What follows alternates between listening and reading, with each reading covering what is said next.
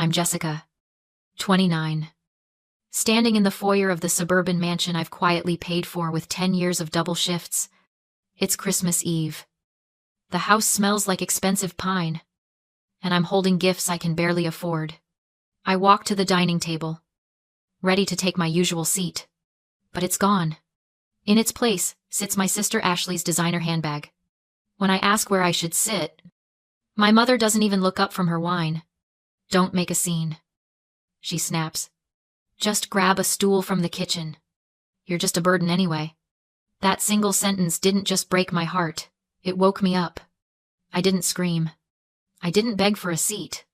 I turned around, walked out into the snow, and drove straight to the only person who wouldn't lie to me. But before I tell you what I found hidden in my grandmother's attic, a black notebook that proved they weren't just mean. They were criminals. Drop a comment and let me know where you're watching from tonight. I want to see how far the truth can travel. I walked out into the snow, and the heavy oak door clicked shut behind me. It was a solid, expensive sound. The kind of sound that says whatever is happening inside is protected, and whatever is outside does not matter. I stood on the front porch for a moment, the cold air biting at my cheeks, listening to the muffled sounds of laughter and silverware clinking from the dining room. They hadn't even stopped eating. I walked down the long, salted driveway to my car, my boots crunching on the ice. The house looked magnificent from here. The windows glowed with that warm, amber light you see in holiday commercials. It looked like a home, but I knew better. It was a showroom, and I was just the silent partner who paid the electric bill. I got into my car and locked the door. The leather seat was freezing. I didn't start the engine immediately. I just sat there in the dark, gripping the steering wheel, staring at the house.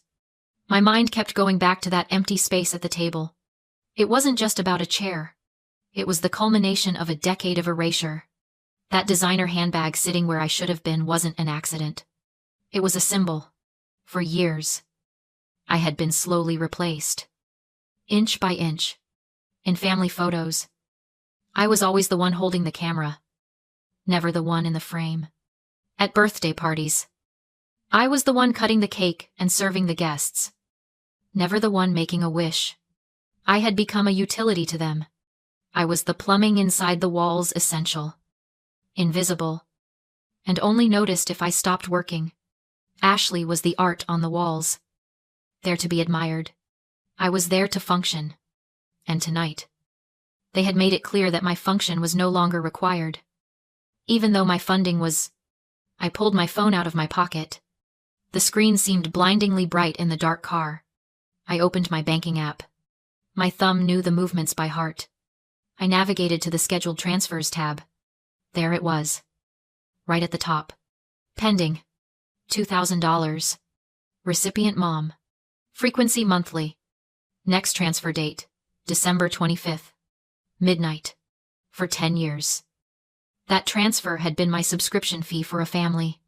I had convinced myself that if I paid enough, if I solved enough crises, if I was useful enough, eventually they would have to love me. I was buying a seat at a table that didn't exist. I looked at the numbers. $2,000. That was my rent. That was my groceries.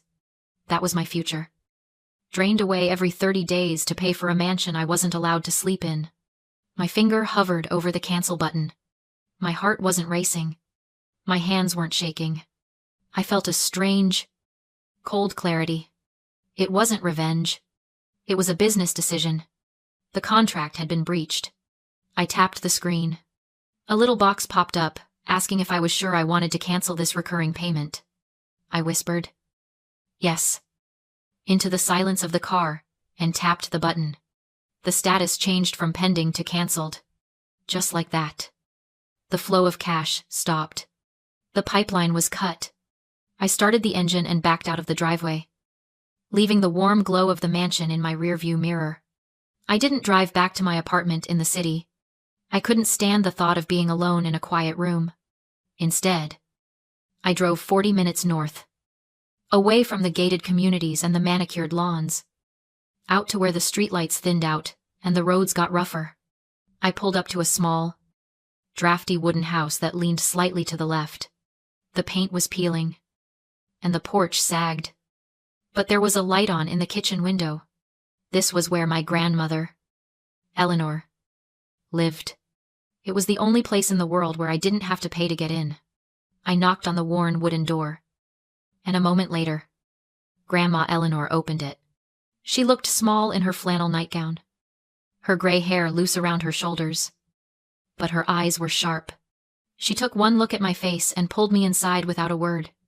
The house smelled of old wood, lavender, and damp earth. It was cold. She kept the heat low to save money, but it felt real in a way the mansion never did. She sat me down at her scarred kitchen table and put a kettle on the stove. They finally did it. Didn't they? She asked. Her voice raspy but steady. I nodded, unable to speak. The silence in the kitchen wasn't empty. It was heavy, with things unsaid. I have something for you, she said, disappearing into her bedroom. I heard the sound of something heavy being dragged across the floor. She returned, carrying a dented, rusted iron box. She set it on the table with a thud. Your stepfather, Gary, thinks he's clever. He thinks because I'm old, I don't notice things. He left this here 3 years ago when they were storing things in my attic during the remodel. He forgot about it, but I didn't. She pushed the box toward me. The lid was unlocked. I lifted it, the hinges groaning in protest. Inside, there were no old photos or sentimental trinkets. It was filled with receipts, bank statements, and a thick, black notebook. I opened the notebook. It was a ledger. Gary's handwriting was neat, meticulous. The columns were labeled source and allocation. I started reading, and my breath hitched. January 1st. Source Jessica, $2,000. Allocation, Ashley's spring wardrobe. February 1st. Source Jessica, $2,000. Allocation down payment on Ashley's Fiat. March 1st. Source Jessica, $2,000. Allocation Pamela's medical spa treatment. Page after page. Year after year. 10 years of my life. Quantified and redistributed. I saw the entry for the emergency surgery Mom claimed she needed 4 years ago. $5,000 I had drained my savings for. In the ledger, it was listed as Ashley's Europe trip. I saw the roof repair money listed as country club membership fees. Every single dollar I had sent, $240,000 in total, was accounted for. And not 1 cent had gone to where they said it would. I felt a wave of nausea so strong I had to grip the edge of the table. It wasn't just theft. It was the specific, targeted nature of it. They hadn't just stolen my money. They had stolen my labor, my time, my life force, and used it to build a shrine to my sister. Why? I whispered, my finger tracing an entry that read, Jessica's bonus is greater than Ashley's engagement party deposit. Why did they do this? Grandma Eleanor sat down opposite me and covered my hand with hers. Her skin was paper thin, but her grip was iron. Because you made it easy, child, and because they resent you for it. Resent me? I saved them. I paid their bills. That's exactly it, she said. Every time you sent a check, you reminded them that they needed you. You were the capable one, the strong one. And Ashley is their masterpiece. She's beautiful. She's charming. She's everything your mother wishes she was. But she's useless. Deep down, they know she can't survive on her own. So they cannibalized you to feed her? They took your strength to prop up her image. You weren't buying their love, Jessica. You were paying a tax for being the one who didn't need them. They hate you because you are the mirror that shows them their own greed. I looked back at the ledger. The giver's paradox. I had thought my generosity would make me valuable to them. Instead, it had made me a target. My competence was an insult to their incompetence. My hard work was an indictment of their laziness. They didn't love me for giving. They despised me for having enough to give. and they felt entitled to take it to level the playing field. I closed the notebook. The cover felt cold under my hand.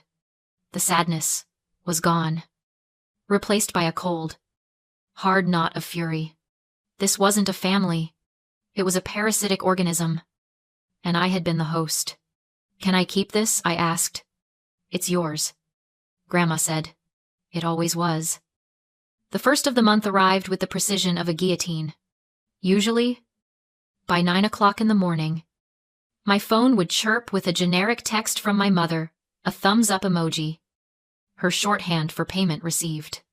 Today, 9 o'clock came and went in silence. I was in the back office of the restaurant I managed, reviewing the inventory for the week. When the first call came in at 9:15, I let it go to voicemail. By 9:30, the texts started. They began with faint concern. "Jessica. Honey. Did you change banks? The transfer didn't go through?" Then, they shifted to panic. "I have the car payment due today. Please call me." By 10 o'clock, the mask had slipped completely. "You are being incredibly selfish. Do not ignore me. You are stealing from your family." Stealing. That was rich. I sat there, drinking my coffee, watching the notifications stack up on my screen like a digital monument to her entitlement. I didn't feel the urge to call her back. I didn't feel the old panic that usually set in whenever I displeased her. I just felt a cold detachment. Then, a notification popped up from Instagram. It was my sister, Ashley. I opened the app. There was a photo of her, posing in front of a brand new, pearl-white luxury SUV with a giant red bow on the hood. She was beaming, her perfect hair catching the sunlight. The caption read, "So incredibly blessed. New year. New ride. God is good." I stared at the image. God hadn't bought that car. I had. That down payment was my overtime. Those monthly installments were my skipped vacations. And yet, there she was, soaking up the likes and the comments, calling her an angel, a queen, a success story. This was the cruelty of praise in our family. Ashley was praised simply for existing in the spotlight I paid for. She was blessed for receiving, while I was ignored for giving. She got the glory of the result, while I bore the burden of the process. Her blessed life was nothing more than a filter placed over my hard labor. Seeing that photo didn't make me sad. It solidified my resolve. They didn't just want my money. They wanted my erasure. They wanted to consume my life, to fuel their fantasy. And they wanted me to stay backstage while they took the bow. I closed the app and picked up the iron box I had brought from Grandma Eleanor's. I left work early and drove straight to the office of a lawyer I had hired that morning. Her name was Grace, and she specialized in forensic accounting and elder financial abuse. I laid the ledger on her desk. My stepfather kept detailed records. I told her, "I want to know if this constitutes fraud." Grace spent 20 minutes flipping through the black notebook, cross-referencing the entries with the bank statements I had printed out. When she finally looked up, her expression was grim. "This isn't just fraud, Jessica. This is grand larceny. But there is something else." She pointed to a series of withdrawals listed in the back of the notebook under a column labeled Estate Maintenance. "These funds aren't coming from you. They are being drained from a separate account." "Who is Eleanor?" "My grandmother," I said, my blood running cold. "It looks like they have been siphoning money from her estate for years, likely using a power of attorney she doesn't know she signed. They are funding your sister's lifestyle with your money, and they are funding their own with your grandmother's." I felt a sharp, dangerous spike of adrenaline. They had come for me, and I had taken it. But coming for Grandma Eleanor, that was a mistake they would not survive. "Draft the letter," I said. "Not just for the money I sent. I want a full audit of my grandmother's estate. And I want to serve them with a notice of investigation for financial abuse." Grace nodded and started typing. "This is going to start a war," she warned. "Good," I said. "I'm ready to fight." Grace tapped her pen against a highlighted line on the spreadsheet. Jessica. Who is Sarah? The question hung in the air. Heavy and confusing. Sarah, I repeated. I don't know anyone named Sarah. Why? Because, for the last 7 years, there has been a recurring monthly transfer of $500 from your grandmother's estate account to a Sarah Miller in Columbus, Ohio. It's labeled consulting fees. But there are no invoices, no contracts, and no tax forms. My heart hammered against my ribs. Sarah. The name clawed at a locked door in the back of my mind. My older sister? I whispered, the memory surfacing like a drowned thing. Her name was Sarah, but she ran away when I was 12. Mom said she got hooked on drugs and disappeared. We haven't heard from her in 15 years. Mom told everyone she was dead to us.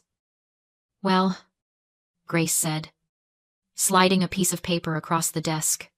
She's very much alive. And she's on the payroll. I drove to the address listed on the bank transfer the next morning. It wasn't a crack den or a halfway house. It was a charming, well-maintained bungalow with a flower garden in full bloom. A tricycle sat in the driveway. My hands shook as I knocked on the door. When it opened, I felt like I was looking into a mirror from 10 years in the future. The woman standing there had my eyes, my chin, but she looked peaceful. That was the difference. She looked like someone who could breathe. Jessica, she said softly. She didn't look surprised. I wondered if you'd ever come. We sat in her kitchen, drinking tea out of mugs that didn't match. She wasn't an addict. She was a librarian. She was married. She had 2 kids. The drug addict story was just another lie in the ledger. Why, I asked. Why did Mom lie? Why did you leave? Sarah set her mug down. I didn't run away. Jess, I was exiled. When I was 18, I got pregnant. Mom said it would ruin the family image.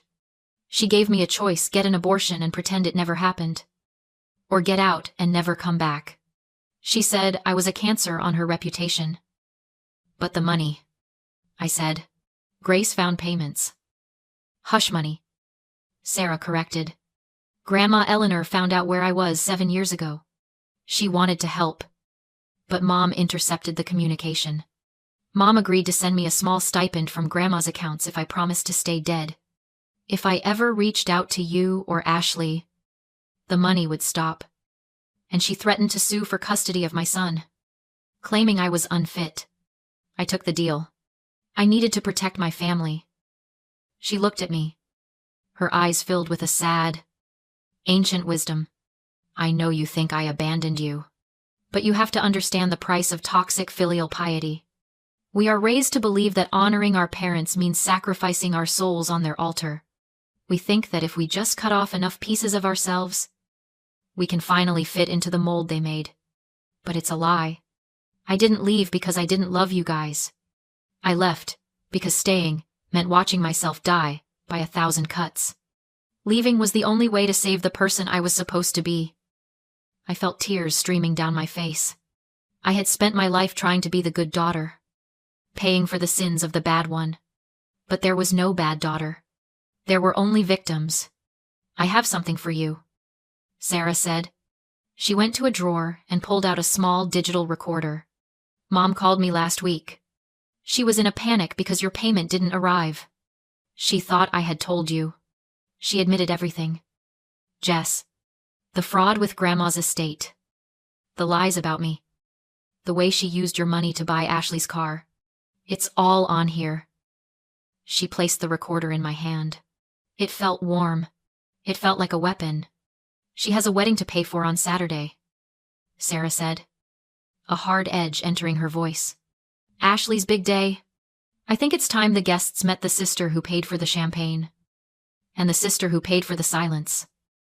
Yes, I said, closing my fingers around the recorder. I think it is.